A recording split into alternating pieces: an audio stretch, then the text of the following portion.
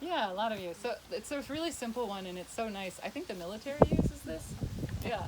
So, but it's for like, anytime if you feel really stressed out or anxious, it's a box breath you can do. And the reason they call it that is because it's 4 equal segments of a breath. So the complete breath is the inhalation, the pause, the exhalation, and the pause. So when I talk to patients about this, it's just, or actually any breathing technique, we just start where you're at. So you don't have to like say, I wanna do a count of 6, or I wanna do a count of 4, or whatever. Because everybody counts differently too. So, you just breathe whatever your natural inhale is. Let's try this. We're gonna take our natural inhale. Don't force anything. And you can count yourself. So whatever count you come to, say it's 4, then use that same count method for the pause and your exhale, and then the in-between before you inhale again. So let's just take a moment and try that together. So it'll be silent here because we're all going to do it at our own pace.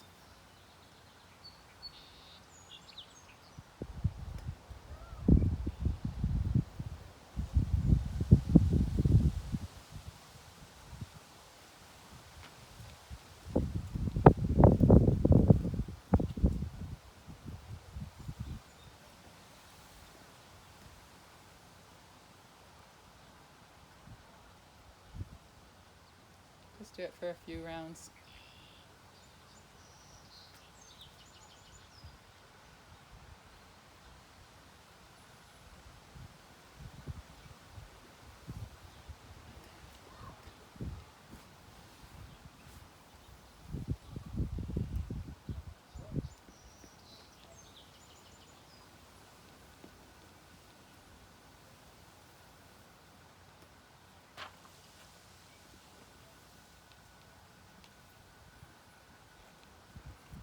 What do you think?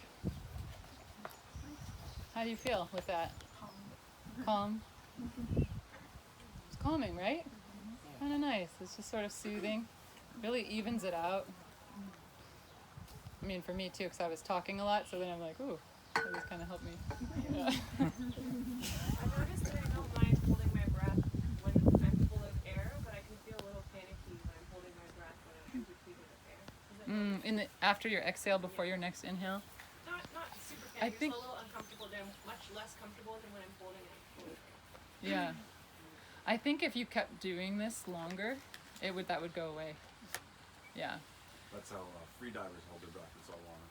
Yeah. They train their brain that they're okay, they have enough air in their body. It's just your mind thinking you're out of air, just not used to it. Yeah. Yeah, I think you just keep going, and your body just naturally will regulate. In fact, I mean, so I'll just introduce the next one, because this one I think sometimes I like this one a lot. This next one, alternate nostril breathing. How many of you know about this one? Oh, great. Even more of you know. Okay. So we don't need to, I mean, I'll just introduce it a little bit. But the way I learned it was from Dr. Vasant Lad, an Ayurvedic doctor. And so he talks about it like you envision like a mountain. So what you do is you take your right hand, we'll do this one together too. So we're going to plug our right nostril with our thumb. And then so we inhale through the left. And then we take our ring and pinky fingers and close off the left and exhale out the right. And then keeping your hand like that, you inhale through the right, up the mountain on the other side. And then you switch again, thumb over the right, and exhaling out the left. So we're continually breathe in through the left, exhale out the right. Inhale in the right, exhale out the left. So we're doing this, so it helps me to visualize that. So let's just do that ourselves for a minute. It's really nice. And we can see some of you might find like, oh, I'm really more clogged or something on one side. That's fairly common. But it's good to discover that about yourself, because then you can really work with that, and because we want both of our channels to be open all the time, particularly if our left side if you find is closed or more stuck. I'm just going to talk while you're doing this, but if your left side is like a little more stuck, you'll probably have trouble with like calming down and sleeping it'll be, you know, you'll maybe a little more easily active, you know, and vice versa. If you feel like really tired all the time and hard to get going and stuff, if the right side is clogged, it can lead to that. You know, so you know, days are different, but some people are like chronically, oh yeah, I'm always clogged on my left side, you know. You really want to work with that. And if you find that you really are clogged on one side really strongly, you can just close the other side and just really intentionally slowly breathe through the clogged side to try to open it up more and more and more. And of course you can use things like essential oils to try to open that up, nasal rinses. I'm a big fan of the alcohol nasal rinse. It's a saline spray, natural one. And then I follow it up with an oil. I think if we have, it's so important to have really good open passages for our breath. So if you struggle with that, feel free to stop by at the end and I can tell you those things that I just recommended.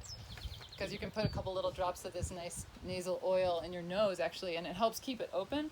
Also that oil protects your mucosal membranes, so it's great for allergies. So sometimes it just like, it's all you need to do for allergies for some people. Is that Nassia oil? Yeah, Nassia oil. Yeah. So, yeah, what do you think about that alternate nostril breathing? Love it. I like it. Doesn't that feel good? It's just inherently balancing. I feel it go all the way up. I can see why it's called the mouth, or why you refer to it as going up the mouth. Yeah, because also internally you can really feel it too. Like if you use this as a practice in the morning to like really wake up and make sure your channels are open and balanced. I mean, you can feel that breath. I mean, I like to envision it starting lower in my body and coming all the way up my body and then all the way out. So you really clear that whole channel. Because it's really your whole like torso, and just like again from the breath class this morning, like our breath coming from the bottom of our body, trying to include the whole, everything, because we're like actually also sort of clearing our stale energy through that practice. My inclination was to do the 4 counts at the top of the. Oh, with this? With the yeah, it really counting. felt good. It just what I did. And if I'm feeling like I want to like chill out more, I just try to, if I have time and I'm doing one of these breathing practices, either of them, whether it's the box breath or this one, you can just slowly, if you have like 20 minutes to do it, try to like slowly lengthen it, right? So that's a goal, especially if you're wanting to like relax more, which we're trying to do with more yin, is get more grounded. So whatever your first count was, say you started with 4, try to slowly get yourself to 5, you know, and even 6 or whatever. So. And it's just going to be really nice. You'll feel all chilled out. Way to get all like naturally blissed out. What's the significance of the fingers? You were very specific about what fingers. Oh, the thumb. You know, I don't know. That's just the way Dr. Lod taught it. Huh. I'm sure it has a You could use significance any though. finger, but Yeah, no, I think part of it, so I think actually I do know what it is. It has to do with having the axilla open here under the armpit, because he really wants you to have your arm open. So, and that's a gesture that keeps that open.